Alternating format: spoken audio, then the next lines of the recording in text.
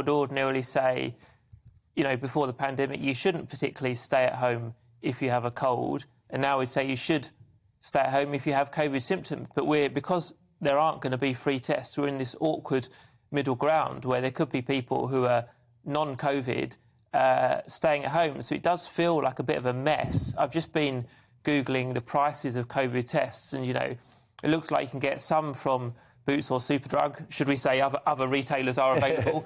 But you can get some from those retailers for £2, but a lot of the online order ones are £15. So if you're, say, a single parent or someone who's unemployed, 15 quid out of your weekly budget is going to be a lot. So I think, your question was the right one, because most people, I suspect, are not going to stay at home with a cold, but I think a lot of people would respect the rules if there were any, and they'd stay at home if they had a confirmed test of COVID. But, of course, some people are going to be too poor to do that, aren't they? So they're going to go out with COVID, infect other people, trigger costs for the NHS, and be off work, which affects the economy. So I think withdrawing free COVID tests could turn out to be your classic false economy. Although, do we want Peter Edwards to be spending £2 billion a month testing for Omicron, a variant which is milder than a night out with Cliff Richard?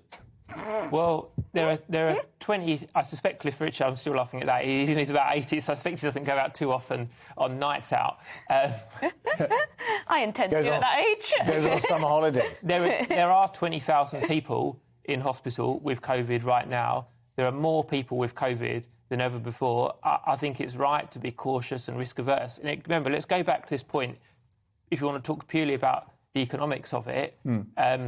If we've got people who have COVID, don't get a test, go into work or go and do a leisure activity and infect their colleagues, that's a massive hit for the British economy. So we're going to obviously have this review. Boris Johnson was forced to announce a grand review into everything that's come under COVID, which is going to be a Chilcot-esque one that goes on for years, I suspect. Sure. But, I think it's going to have to look at whether withdrawing free testing is a false economy when we've got more COVID cases than ever. Has Peter Edwards got a point, Ali? There's no point staying at home with a cold if it's only a common cold, but if it's COVID, that might be the way to go. Well, as I understand it, Mark, it's really if you've got a high temperature or a persistent cough. And frankly, I think it'd be pretty socially unacceptable to do that at the moment. I mean, if you've got the best way to get space on the tube at the moment is to cough very loudly. So, look, I think we need to move from a situation now where Peter makes a good point that the cases, the instances of COVID are extremely high at the moment. The good thing is that whilst hospitalizations are also fairly high, the critical number of people dying from it is low, although a very close member of my own family, actually, unfortunately, has just recently died and is also quite young. So it does affect people in different ways. It is a serious illness, and it is not a common flu. It is something quite different. Now, it affects people in different ways. I do think we need to move from a situation now where we expect the government to do everything for us. The government borrowed $400 billion to spend on the pandemic in various ways, furlough schemes, bounce-back loan schemes, testing, all sorts of things. We've got $2 trillion of public debt to contend with. The Chancellor knows that. We've got rising interest rates. We can't keep spending money on free testing for people. What I do think is that people in certain areas like care homes and NHS staff, they should have their tests paid for or subsidised. I think the rest of us are going to have to manage that ourselves.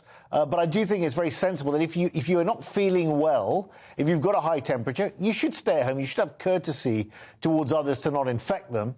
And I think we now are moving to a situation where it is moving from pandemic to endemic. We need to learn to live with this disease. We need to get on with our lives. We need the economy to bounce back. We've got rising inflation. We've got to get growth going in the economy. We've just got to get on with it.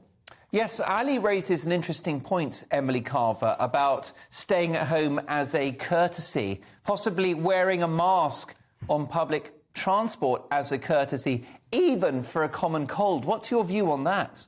I mean, I think we need to get back to a position... I mean, firstly, why on earth do we need the government to give us guidance on such a thing? Since when did we look to the government to tell us when to stay at home? We need to get out of this pandemic emergency mindset where we consider it normal for the government to even issue guidance on such a thing. Secondly, who can afford, not that many people can afford to just stay at home and put their lives on hold for common cold symptoms. Hopefully, people who have a very high temperature and who have a persistent cough will be able to take that time off work, will be able to stay at home. They probably would have done in normal times, regardless of the pandemic, regardless of COVID. But I mean, with the free testing, I just can't understand the argument for why on earth we would keep free testing available to all ongoing at this point. I imagine nearly everyone in this country has now had Omicron, or close to has now had Omicron. You say we've got very, very high cases at the moment. Isn't that an indicator that this virus is endemic, that people are going to continue to get it, particularly in the winter months, particularly when it's cold, and it's something that we're going to have to deal with? I do take the point that we will need tests perhaps in, still in the care system and within the NHS perhaps to keep it going. But even then, where's the cost-benefit analysis of a nurse or a doctor being out of the NHS with Omicron-type symptoms, maybe not even showing symptoms, simply because they've been tested? I'm not sure where we go with this. I think we need to stop mass testing, which I think the government is right to stop free testing. We simply can't keep going just throwing money at this situation when, for most people who've been vaccinated, for everyone who's been vaccinated, it is closer to a flu, if that. I don't agree with that. Sorry, Mark. I don't agree that it is close to. A lot of people, it doesn't affect people that badly. But I can tell you, I've got a colleague of mine who's super young, fit as you like, as thin as a rake, and has really been suffering for the last few months. I've just lost a cousin who just died of COVID, who's a couple of years older than me, no underlying symptoms that we know of at the moment. That's being investigated right now, and died within a matter of days. So it does affect people in different ways. I don't think it's fair to say it's a flu. It's a lot more. It impacts people a lot more than a flu. So I think it varies.